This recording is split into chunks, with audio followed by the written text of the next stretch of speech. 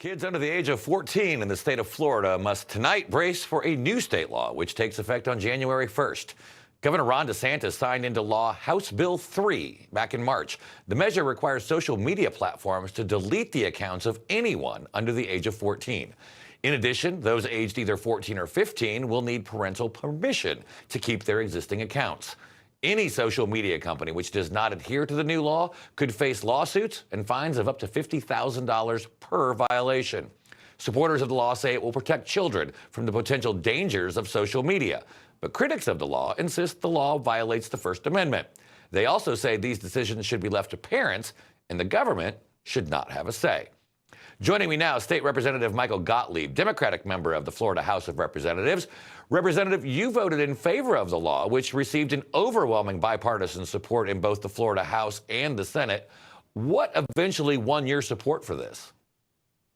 Mark, the reason I voted for it, it's one of those laws where, you really have to engage in a balancing test. And when we heard a lot of testimony and a lot of bill analysis, read the bill analysis about the harms and the controls and the dark measures that these social media companies are taking, it's kind of a bill where, you sort of hold your nose, vote, and hope that you're doing the right thing. And because they added some restrictions, the original bill had no restrictions and was 16 and under, but they made it a little bit more palatable, and it seemed like the right thing to do, and that's why I voted for it.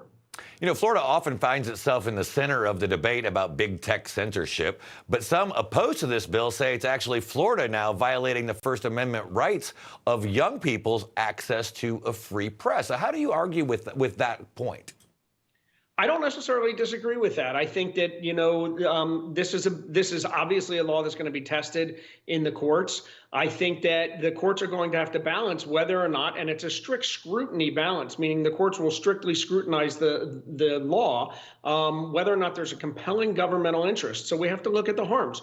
Are kids really being harmed? Are they being fooled into buying things? Are they being overly sexualized? We know that there's problems with kids sexting and so on and so forth through these apps and being subject to predators. So is there a compelling governmental interest in restricting this speech? But I think the problem is the government using the most narrowly tailored form of restriction? And I think that's where we're going to run into a problem potentially with this new law. Of course, Representative, it's not unusual for states to set limits, whether that's going into R-rated movies or access to what would be considered adult material. So do you see a parallel there where the government has set the standard for saying we will allow children as they mature gain these new rights, but not before then?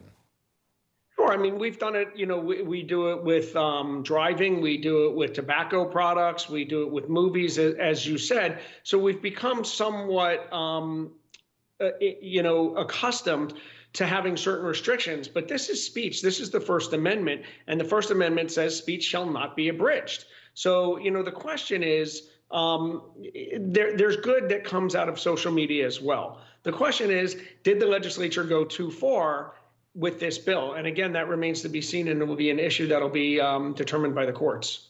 It'll definitely be interesting to follow this through the courts. Do you think other states might wait to see how Florida's law goes through the court system, or do you think you'll see others rush in and follow Florida's lead?